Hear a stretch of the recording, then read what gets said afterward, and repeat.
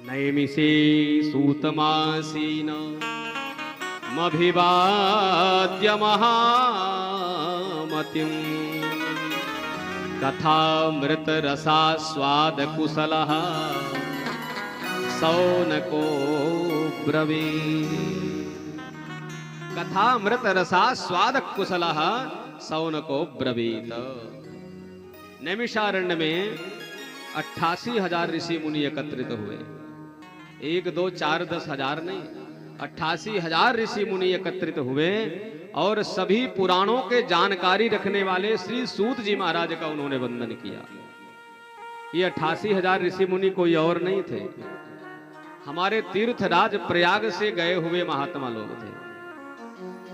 एक बार महात्मा लोगों ने भगवान नारायण का विधिवत आराधना और साधना किया, तपस्या किया उनकी।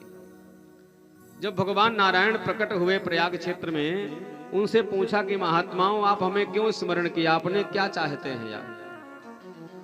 उन महात्माओं ने कहा महाराज हम लोग तीर्थराज प्रयाग में नित्य निवास करते हैं और आपकी साधना भी करते हैं, परंतु जब ये माघ मेला क्षेत्र, जब प्रयागराज में माघ लगता है ना, कुंभ लगता है, 1 महीने तक इतने भक्तगण यहाँ आते हैं, हमें आपकी साधना में थोड़ा विघ्न होता है, व्यवधान होता है।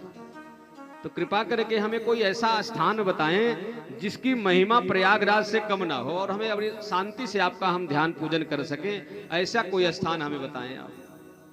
तो भगवान नारायण ने अपने सुदर्शन चक्र को आदेश किया कि विष्णोर मार्ग प्रदर्शय, इनका मार्ग प्रदर्शन करिए, इनको जाना कहाँ है। तो आगे आगे सुदर्शन चक्र और पीछे पीछे महात्मा लोग जब चलने लगे तो उन्होंने एक शर्त रखी कि भाई जाएगा वही हमारे साथ जो वापस अपनी गृहस्थी में नहीं लौटेगा, उसी को चलना है हमारे साथ। जब गणना की गई तो 88,000 ऋषि मुनि एकत्रित हुए। वो सब महात्मा जाकर के नैमिषारण्य की भूमि पर वो चक्र जाकर के स्थापित हुआ। यदि आप में से कोई तीर्थ यात्रा गया होगा तो चक्र तीर्थ वहां स्थल है जहां पर भगवान नारायण का चक्र जाकर के स्थापित हुआ था। उस चक्र तीर्थ में आज भी लोग स्नान करते हैं, गोल गोल कुंड टाइप है, तो कुंड में स्नान करते हैं।